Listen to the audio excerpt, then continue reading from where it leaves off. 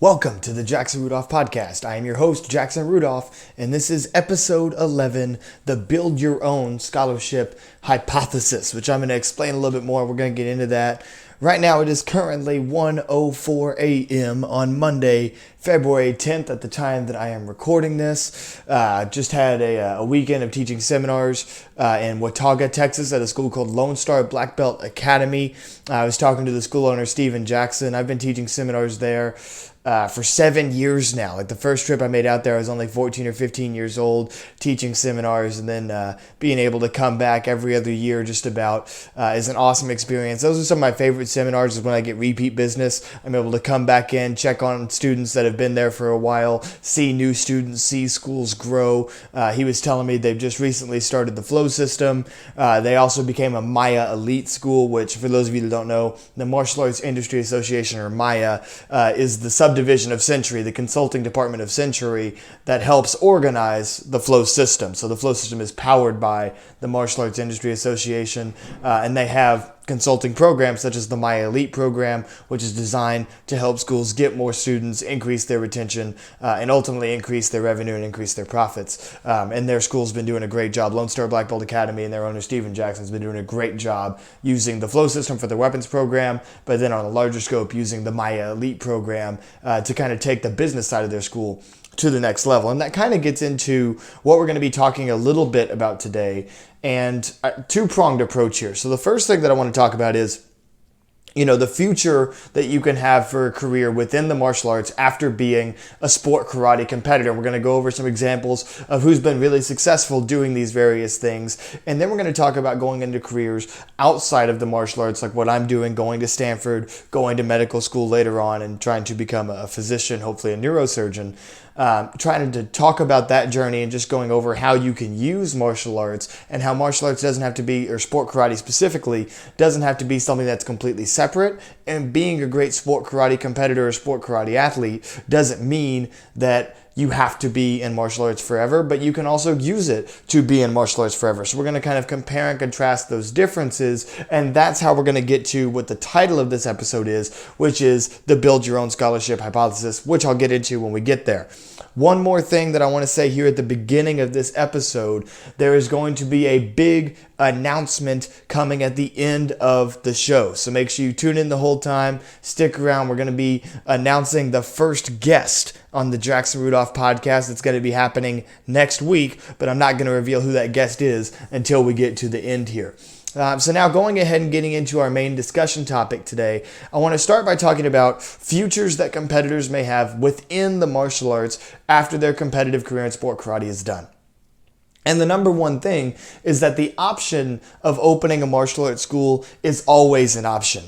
I think that we're coming out of a generation where owning a martial arts school was seen as something that couldn't really be super lucrative. It was something that was primarily done as a part-time job instead of being somebody's entire profession. But I think that in this current generation, we're seeing a shift there. And there's absolutely exceptions to that. There have been people that have been primary martial arts school owners their entire lives that have been successful in the previous generation and the generation before that. But I think as a broad scope goes, the majority of school owners were doing it part-time as something in addition to another job, or they were taking on a part-time job in addition to running their school. So I think we're going into a generation now where we're seeing a lot more school owners being able to be successful with having their martial arts school as their primary and their only career. And I think that that's attributed to programs like the Martial Arts Industry Association that are helping school owners learn how to be better school owners, better businessmen, in addition to being good martial artists. Events like the Martial Arts Super Show, seminars becoming more popular where school owners can go and learn new skills, whether it's a new martial art that may be easier to market to a wider audience that you can teach in addition to your art, or whether that's just business strategies, learning how to do intro programs to introduce new students to your classes, learning how to market your school better to impact your community better. Those are the types of things that things like Maya, the Martial Arts Super Show, things like that, those are the things that are helping owning a martial arts school become a viable long-term career that somebody can do for as long as they live. A couple of examples of competitors that have been able to do this really well. Jody Tenshin is one of them. Jody Tenshin owns the Tenshin's Championship Karate, I believe it is, TCK, up in New York. Huge student following there. I'm not sure exactly what his numbers are, but he always has a ton of students that make it out to the TCK winter camp that I've been teaching at the past several years. And also, after watching Jody teach seeing some of his tutorials, Jody himself is an excellent instructor. Jody teaches very, very well. And if you follow him on Facebook, he often posts some tutorials that give you some better drills and better teaching techniques that you can use in your school or that you can use with your students. Jody being a former fighter, another former fighter, and also an executive of Team Paul Mitchell Karate, Chris Rappold owns a successful chain of martial arts schools. Chris Rappold owns Personal Best Karate. I forget how many schools are exactly in that chain, but it's a chain of schools, so he has a multi-school system that he owns and operates, and he's done an incredible job with that. He is a lifelong martial arts businessman that's made his career out of having his martial arts schools. And other members of the Team Paul Mitchell coaching staff as well. Chris stands out because he's got the multiple locations, but Don Rodriguez Karate, Steve Babcock's Karate in Rhode Island, those are also successful schools that come from obviously former sport karate athletes, them all being the executive staff of Team Paul Mitchell. I believe Damon Gilbert has a school out in Oakland in California where he lives as well. So there's a long history of the Paul Mitchell coaching staff having schools that have been successful in business as well. Other ex-competitors, Mike Welch is another one. He's got the chain of Infinity schools up in Wisconsin and the surrounding area. Mike Welch, another one that I've seen teach several times. Excellent instructor. I mean, it's obvious with the development that he's shown in his students with the Team Infinity that we see competing at the international tournaments. Most of those competitors are homegrown. Those are kids that have come up in the Infinity system or transferred over to the Infinity system during the progression of their martial arts career. And that's a big testament to the teaching ability of Mike Welch. So that's certainly not everybody. There's others as well. Chip Townsend, the world champion breaker, probably one of the most prolific breakers of all time. Multi-time world record holder, ISKA champion, all that. Chip Townsend owns the Team Chip Taekwondo schools that have several different locations in Texas and Oklahoma.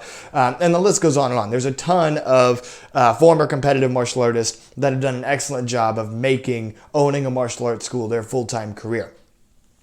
Now, when we get to martial artists that are currently teaching, that are also currently competing, we're primarily talking about private lesson teaching and seminar instructing. This is the primary business that I conduct right now. I've got about 25 students that I keep on a consistent Skype schedule for private lessons. I also see those students in person at tournaments for private lessons. I often fly to the areas where those students live and will have a weekend of just teaching private lessons to those students. And another big part of my business is seminars. So most of the time, the way that seminars work is a martial arts school sends me a Facebook message or sends me an email, says, hey, we're impressed by what we've been seeing on YouTube. Our kids love your bow staff tricks. We would love for you to be able to come in and show us some of those techniques. What are your rates for a seminar? And then we get everything booked and we get everything set up that way. And then normally a couple of months off from that conversation, I'm on a plane flying to wherever to go teach a seminar. But the thing about seminar and private lesson instructing, as much as I love what I do and as rewarding as it is, it's an extremely rewarding job. You get to see the students grow. It's very humbling knowing that the parents and the students are trusting you with their child to provide that private coaching and the instructing in the private lesson format. And then also in seminars, the fact that school owners have enough respect for you to fly you to their school and for you to be able to show their students techniques. There's an extremely high amount of respect there that I'm very humbled by, and that anybody that teaches seminars should be very humbled by. But the problem is that it's not sustainable. It's not something that you can do for the rest of your life. Seminars and private lessons will never be able to be something that can provide for your family long term off of only doing that thing alone. And that's where you see people have made careers out of creating curriculums, right? So this is something that I've started to do with the Flow system. So the Flow system being a weapons curriculum that's made for martial arts school owners to purchase, right? The Martial Arts Industry Association, who's putting on the Flow system, is getting a cut of that. I'm also getting a cut of that as well, just like Mackenzie Emery is getting a cut of her Flow system, so on and so forth, right? So the idea is that if you do a curriculum, then you have, and a lot of the business seminar business speakers will talk about passive income. One quote. There's a lot of things about Gary Vee that I don't like too much, but there is one quote that I heard Gary Vee say that I like a lot, and that's, somebody in the crowd at one of his presentations asked about, well, how do you get passive income? And his answer was, there's no such thing as passive income. If you're not doing anything, if you're not actively working, then your income is going to be limited, and eventually that income is going to dissolve. So loosely using the term here, passive income, because I also don't believe in passive income. I believe that you should always be on the grind, always trying to better yourself, always trying to do new things. But to some extent, once you have a curriculum created and you're getting that out into schools, obviously you've got to continue to market it. You've got to do maintenance. When people have questions, you got to be ready to answer those. So that's the work that's got to continue, but for the most part, the content is already made. So it gives you a loosely defined form of passive income. In addition to the Flow system, there's obviously other curriculums that have been able to do this too. Roland Osborne did it with Hyper Martial Arts, and before that with Millennium Training. Mike Chatt did it with XMA, which became an international brand. So there is a long history of former competitors being able to make curriculums that are successful and provide a means to making a long-term income. And now we have the two competitive transitions, going from a competitive martial arts career and then continuing to compete in a sense later on. For point fighters, this is primarily the transition to MMA or to full contact fighting. We've seen several point fighters do this very successfully. Ross Levine with full contact fights. He just won the knockout of the year for Glory Kickboxing. Glory, one of the large international kickboxing leagues. Raymond Daniels in Bellator. Originally, I think Raymond Daniels came from Glory originally too. He did Glory fights for kickboxing, then he did Bellator kickboxing, and now he's doing Bellator MMA fights. Raymond Daniels making a living out of fighting MMA after having the greatest, or arguably the greatest point fighting career of all time. Stephen Wonderboy Thompson has a sport karate background from the UFC. Michael Venom Page from Bellator has a sport karate background. So there's a lot of successful sport karate point fighters that have transitioned into mixed martial arts and been able to be able to make a living that way. For forms competitors, it's not so much of trying to get to another level of competition. Really, the highest level of forms and weapons competition comes on NASCA stages. When you're competing for a NASCA championship or an ISKA championship in the US Open, those are going to be your biggest stages to win. So beyond that, and obviously that prize money is not sustainable, not something that you can do long term. But what forms competitors often do is they make the transition into the stunt industry. And there's a long list of competitors that have done this very well. To name a few, Matt Emig in roles like Splinter in the Ninja Turtles, among many other roles that Matt Emig has landed as a stuntman. Caitlin Deschelle as Wonder Woman is one of the more notable ones. Mackenzie Emery is working on a project right now where she's doing stunts in Budapest, Hungary. John Valera, who's one of the all-time sport karate greats, is a stunt coordinator now that actually oversees the coordination of those fight scenes and also does the stunts himself. And there's so many more. A lot of people from the Sideswipe group, coached by Sensei John Sharkey. A lot of, Micah Carnes, Ross Constant. I remember seeing a video recently of Ross Constant getting body slammed by Dwayne "The Rock" Johnson, which is awesome. So forms competitors often make a transition into the stunt industry, and that's the way that forms competitors in the past have found a way to stay in the martial arts and be able to continue using the extreme skills that they learned from being a top-level sport karate competitor and be able to turn that into making a living through the stunt industry. And so now as we go ahead and shift, we're going to move on from the ways that you can make a living within the martial arts, going from the sport karate career and staying something that relates to martial arts, whether that's owning a school, developing curriculum, being a point fighter that transitions to mixed martial arts, or being a forms competitor that transitions into stunts. And now we're going to go ahead and shift to ways that you can try to make a living after sport karate outside of the martial arts, but using that martial arts background. Before we do that, we're going to interrupt with a quick advertisement for the Flow System. We've already covered it a little bit briefly in this episode, but the Flow System is a one-of-a-kind weapons training program founded by yours truly. We also have a comma program from McKinsey Emory. The Flow System is built out into 10 levels. So one thing that I haven't mentioned in the Flow System ads before on this podcast is that when you get to level 10 in the Flow System, you have a unique opportunity to actually build your own form. So you use all the techniques, all the combinations that you've been learning over the first 9 levels of the curriculum. And then with that 10th level, the students actually have the opportunity to design their own form. So we're truly pushing creativity, challenging students to think outside the box. And the best thing about that is the student actually gets to submit the bow forms directly to me and the comma forms directly to McKinsey for critique. So you're actually getting professional critique on not only you've made up this new form, this new weapons form, but you're also getting professional feedback as to how you can make it better, how you can get ready for competition, and overall just ways to make the form look better. If you want to check out the Flow System, head on over to theflowsystem.tv today. And now we're going to segue right into moving on into careers outside of the martial arts. So the number one thing to remember is that you can use a sport karate career to set up other opportunities for success in other industries. I'll give you an example. There was a guest professor that came in for a lecture recently. I'm in a cancer epidemiology class right now. And there was a guest professor from Emory University. She was an oncologist, I believe. Yeah, she was an oncologist. Cancer epidemiology, of course, she was an oncologist, right? So she was from Emory University, and she came in to give a guest lecture. I really enjoyed it. Asked a couple of questions to her after, and then followed up with the email just telling her that I enjoyed the lecture and this, that, and the other, right? And I was asking, because Emory is one of the schools that I'm interested in for medical school, so I was asking some questions about, if she knows anything about their admissions department, the type of things that their admissions department is looking for in an applicant, all that type of stuff. And I mentioned to her a number of things, right?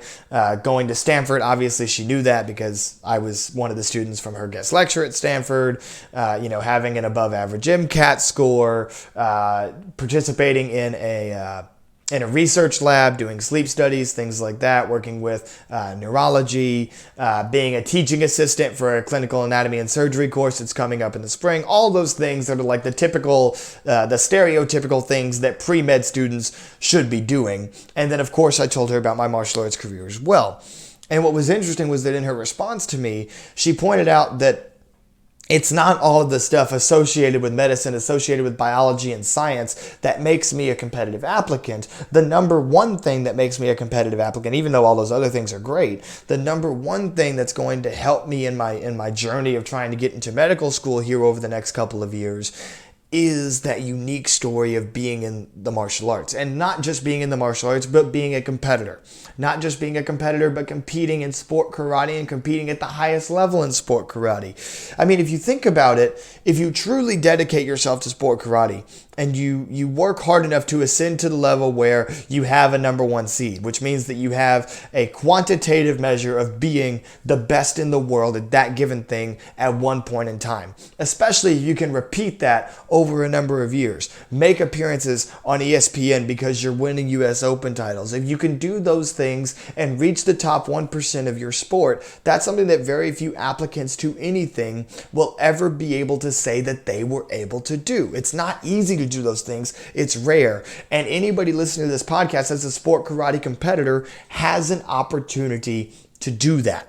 And this is what brings me to the title of this episode, which is the Build Your Own Scholarship Hypothesis. One of the number one reasons, and this is a reason that parents take their kids out of karate schools early, it's one of the karate school owner issues with retention, is the fact that when you compare sport karate to other sports, you look at football, and you look at basketball, and you look at soccer, and you look at almost any other sport, and kids have the opportunity to earn scholarships for those sports and pay their way through school. And sport karate obviously doesn't have that because sport karate is not an NCAA sport. Sport karate couldn't be an NCAA sport because we pay out prize money to anybody over the age of 18, which is a great thing. I'm not saying we shouldn't do that. Prize money, anybody over the age of 18, awesome, that's fantastic. But technically, it makes us professionals. And if you're a professional, you can't compete over NCAA rules. So even if colleges had sport karate programs for competition, they probably wouldn't be getting the top 1% of talent like they do in football and basketball, where you have to get drafted, because all the top talent's going to continue trying to win the prize money in the professional leagues like NASCA, ISKA, WACO, etc. But all that aside, let's look at it this way. In order to get a scholarship for any of those other sports, whether it's basketball, lacrosse, baseball, whatever, in any of those sports, you have to reach the top 1% of that sport in order to be able to get those scholarships. To get a Division I scholarship is very, very difficult. The odds are not in your favor, right? But now let's flip that and say, well, what happens if you reach the top 1% in sport karate? If you become the top 1% in everybody in sport karate? Well, most often the top 1% in forms and weapons, at least, are your Team Paul Mitchell competitors, because Paul Mitchell tends to be the standard of excellence for forms and weapons as far as recruiting goes. Paul Mitchell always tries to recruit the top people, and that's who we get, right? So you're probably going to be on Paul Mitchell if you reach that top 1%. Not necessarily, but probably. You're probably going to be on US Open multiple times if you reach that top 1%. You're going to get more exposure because of that. You're probably going to have over 10,000 followers on social media because of that exposure, right?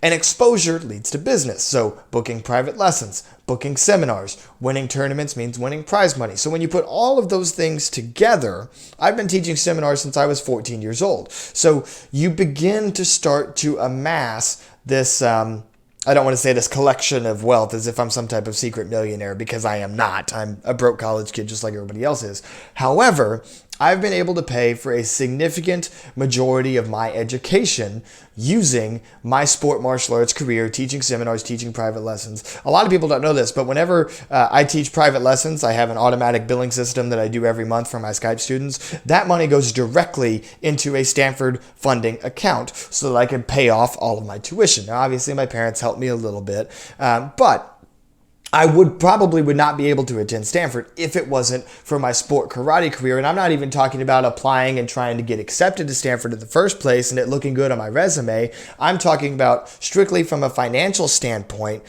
building my own scholarship using my sport karate career. And that's something that you can do if you reach the top 1% of sport karate, no different than if you reach the top 1% of another sport like basketball, baseball, whatever, right?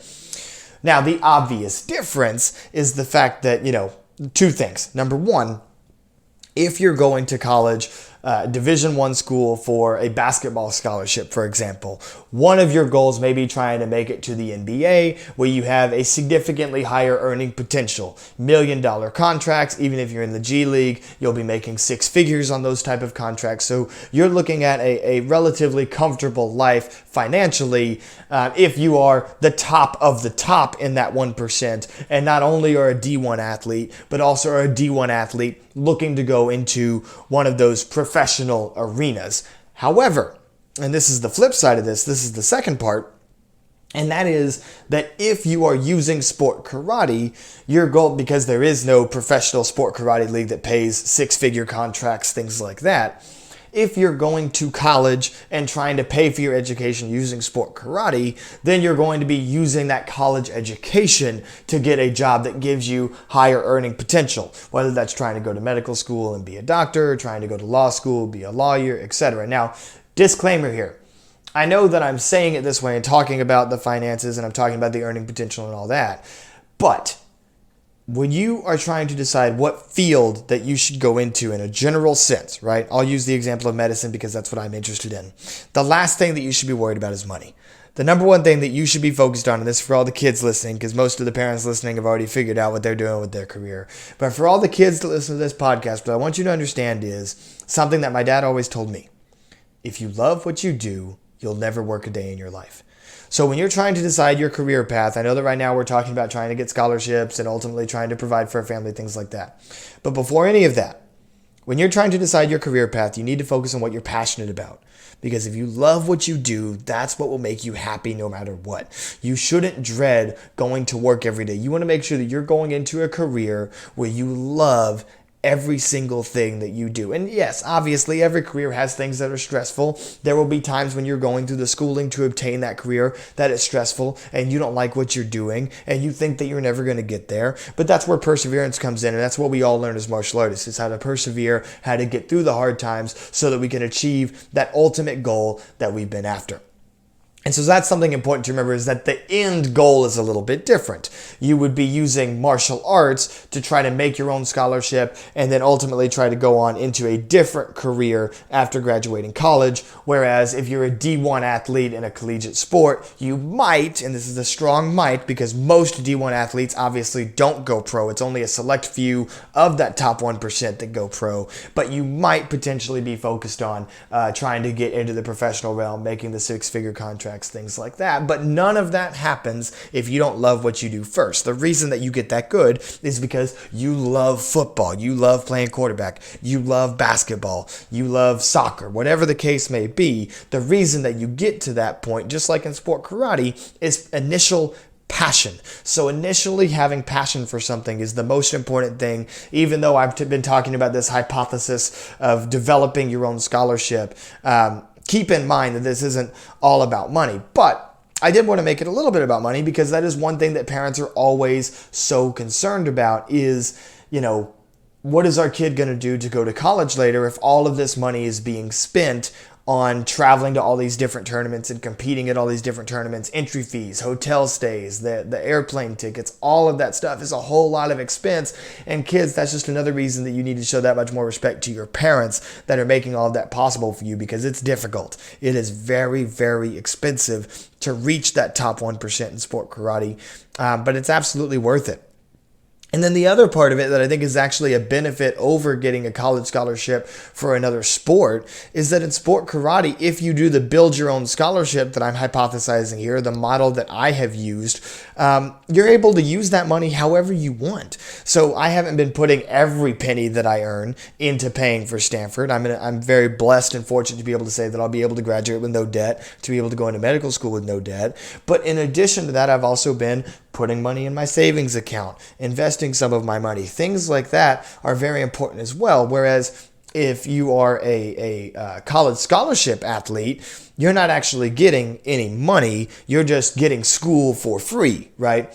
So your schedule is dictated by the school. Oftentimes you have to take specific classes that fit your practice schedule, whereas in sport karate, you're building all of that for yourself, which sounds more difficult initially when it's like, oh, well, somebody can make my schedule for me, or I could have to try to do all this work to build out the schedule myself. But trust me, you would much rather have control over your schedule and be able to pick and choose when you fly somewhere, when you're teaching this, when you're doing that. You would much rather have that flexibility than some of my friends like at Stanford that I know that are student athletes that are constantly having to wake up super early in the morning to go to practices or go to weightlifting sessions, and then they're limited in what classes that they can take because they have practice at a certain time, and it just makes life a lot more difficult that way. And it gives me a tremendous amount of respect for those that are student athletes on scholarship, because it is a difficult obligation to uphold. But that's one of the nice things about this build your own scholarship hypothesis that I'm talking about in sport karate, is that it does give you flexibility.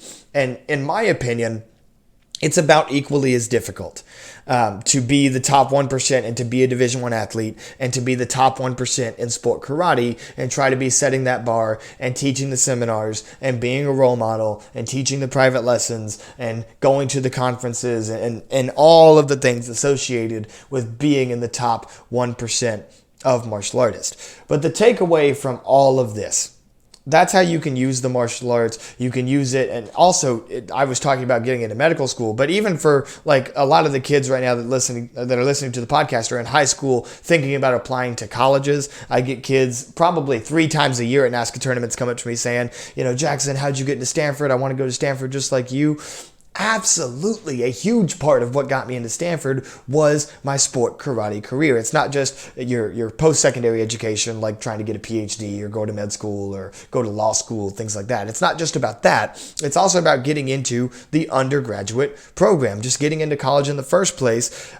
Being a sport karate athlete that has reached that level of success is extremely helpful. It's something that you should focus on in your application, something you should focus on in your essays, because that's something that makes you different and makes you unique. And that's extremely important. And I think that that's all that I really have to say about it. I know that that was kind of a lot of information. And again, it's just something, it's the model that I followed, and it's kind of this hypothesis that I've come up with kind of throughout my journey and experiencing what I've experienced. So if you have any questions about that, feel free, drop them in the comments down below. Feel free to DM me if you have personal questions. And the other important thing to remember, again, for getting the finances and getting into places and all that, focus on passion. The number one thing that you want to focus on before any of the stuff that I've been talking about is, what are you passionate about? Are you passionate enough about sport karate to put in the work to reach that top 1%? Are you passionate enough about sport karate that you want to do it for the rest of your life? Then maybe you should open a school. Maybe you should look into starting curriculums. Maybe you should, any of those options where you stay in the martial arts, right? Or you could be somebody like me who's extremely passionate about sport karate. I'm going to be around sport karate my entire life. I'm always going to coach students that are willing to be coached by me. I'm always going to show up at karate tournaments because it's one of the things that I love more than anything in this world. But I happen to have a second passion, which is pursuing this career in medicine. And a lot of people have a second passion, and there's absolutely nothing wrong with that. And you should use your sport martial arts career as a way to, as a means to make it easier to try to achieve that, because it does make you a better applicant. It gives you life skills that are very important. Like I was talking about, the perseverance that you need going through college, going through a post-secondary education, and all of the things that I talked about. But I'm rambling at this point because this is a topic that I'm passionate about. So I'll go ahead and we'll just slide on into our next advertisement here before story time. This one is for Century Signature Weapons. Century has 3 lines of Signature Series products featuring myself for bow staff, the trainer bow, and bow staff cases, as well as Mackenzie Emery for the kamas and Danny Etkin for the nunchucks. Century Signature Weapons are designed to be at the exact competitive specifications that these professional athletes are using. They are guaranteed to be some of the best quality in the business, produced by one of the best manufacturers, G-Force Weapons, and sold by Century Martial Arts. Head on over to centurymartialarts.com today and type any of our names into the search bar, Jackson Rudolph, Mackenzie Emery, or Danny Etkin, to check out the Century Signature Series weapons products today. And so now as we go into story time, which, by the way, spoiler alert, story time is the last subject that we have before we get on to the big announcement coming at the end here. So for story time, with Compete Nationals soon approaching, I wanted to tell the story of the first overall grand that I ever won. So on NASCA, the big deal is winning NASCA overall grand championship titles. The first time that I ever won an overall grand championship was at the Compete Nationals in 2010. And that also turned out to be one of the best statistical individual tournaments that I ever had. I was able to make it into 3 runoffs at that tournament, and actually won all 3 of the runoffs. I was in the traditional weapons, the traditional forms, and the CMX weapons runoff, and I was able to win all 3 of my runoffs, advance to stage in both forms, and then have 2 draws in weapons for winning the traditional and the CMX. That particular year on NASCA, and I was in 13 and under at the time, I think I was 12 years old. That particular season on NASCA, it was especially hard for 13 and under competitors to win the overall grand championship, because you had to compete against 14 and 17 for the overall. The overalls that year were 17 and under CMX weapons, 17 and under traditional weapons, 17 and under CMX forms, and 17 and under traditional forms. And so the way that it worked out in that CMX division that I competed in, the CMX division for the overall grand championship was myself. Micah Carnes was the 14 to 17 representative with his bow form. Dana Hewer was the 14 to 17 girls representative with her bow form, and Mackenzie Emery was the fellow 13 and under representative with her kama form. And I was able to win that overall grand championship. So I had a lot of success. So the runoffs, was able to win my very first overall grand championship. I was able to get a 10 from one of the judges. So I won that overall grand championship. And this was also the year that I debuted the idea of doing these long release combos with weapons. So just for a little bit of historical context, is like from 2008 to 2010 is kind of when the tricking revolution really took over. Now, I know obviously tricking started back in the 90s with guys like Carmichael Simon, Mike Chatt, John Valera doing backflips, 540 kicks, 720 kicks, things of that nature, and then it evolved and evolved and evolved. But 2008 to 2010 specifically is where, with examples being set like your Matt Emmigs of the world, Sammy Vasquez, Mark Canonizato, other guys like that, you started to see a lot more tricking combos. So where trickers would literally start on one end of the mat and trick all the way to the other end of the mat, running from corner to corner, doing flash kicks. So there was all this movement, and it made tricking routines, even in weapons, very, very difficult to beat. And so I had this idea where I said, well, what if I created a bow form? Because I was never a tricker. What if I created a bow form where instead of just linking together 2 or 3 bow tricks like people have been doing for a while now, people have been linking together a couple of bow tricks since the mid-2000s. But what if I could link 5, 6 tricks together, so more tricks than anybody had ever done? And what if I did that and I used the same movement from one end of the mat to the other end of the mat, going from corner to corner? I started to use the same movement patterns that trickers did to make my form look just as complex. And fortunately, it worked. So the first tournament of the year, I was able to make it to runoffs with that form. That was the Lone Star Open that year. And then I think I had a bobble in the runoffs and lost that. But then I went on to the Compete Nationals, where I was able to win the division, win the runoff, and then win the overall grand. So winning the overall grand isn't the best part of this whole story. Compete Nationals now gives out a silver medallion for overall grand championships, and that's the end of the line. Back then in 2010, Compete Nationals gave out a gold medallion that was an extra round beyond the overall grand championship. And so for the junior gold medallion, the year that I had won this overall, the junior gold medallion turned out to be Jacob Ellis running traditional forms. This is back when the made-up traditional forms were still the popular way to do traditional forms, the more performance-oriented traditional forms. Jacob Ellis was very, very good at that. So Jacob Ellis had won the 17 and under traditional forms. Shaheen Jahanvash, who everybody knows how good his double sword form was when he competed. Shaheen Jahanvash was the 17 and under traditional weapons representative. And then Micah Carnes's CMX open hand form was the 17 and under CMX forms representative. And so obviously odds were stacked against me. I was the only person, I think like the youngest person would have been Shaheen, who is probably 14 at the time, who would have just been in the 14-17 division. He was probably 14 or 15. So I was the youngest person in that division by several years. And Micah's form in particular had been completely dominant. Micah was in the middle of like a 2 or 3 year stretch when he was a junior that it just seemed like nobody could stop him. I think in that 2 or 3 years, he maybe only lost 2 or 3 on 2 or 3 occasions. Other than that, he was winning virtually every tournament. That's how dominant Micah was as a junior during that time period. And I was going up against that form that was winning so much with my bow form. And it was this brand new bow form that had this new concept of trying to imitate the tricking movement that guys like Micah were doing in their forms, but doing it with weapons tricks. And I was fortunate enough to be able to actually win that gold medallion round within an hour of having won my first overall grand championship ever. And that was a super surreal experience that I'm very humbled and blessed by. And that just goes to show you, like, that was one thing that I was telling my students at the Warrior Cup in Chicago. I was like, the name of the game that we're in is survive and advance. Your number one goal when you walk into a tournament is to win every time you step in the ring, but that's not going to happen. Nobody's ever going to win every time they step in the ring. So even though that's your goal, you're going to fall short of that sometimes. And when you fall short of that, you got to maintain perspective. If you've won a division, you have a ticket to runoffs. If you have a ticket to runoffs, you have a chance to get on stage. If you have a chance to get on stage, you have a chance to win the overall. So you go to the runoff, survive and advance. A lot of students that I have were in 2 or 3 runoffs in Chicago. If you lose the first one, you've still got 1 or 2 more chances to try to get into that overall grands round, to win that overall grand, have a shot at the Warrior Cup. The name of the game that we compete in is survive and advance. No matter what adversity hits you in one random division, you try to stay alive, get that one win that you need to keep moving on, to keep pushing, and to try to be able to get that overall.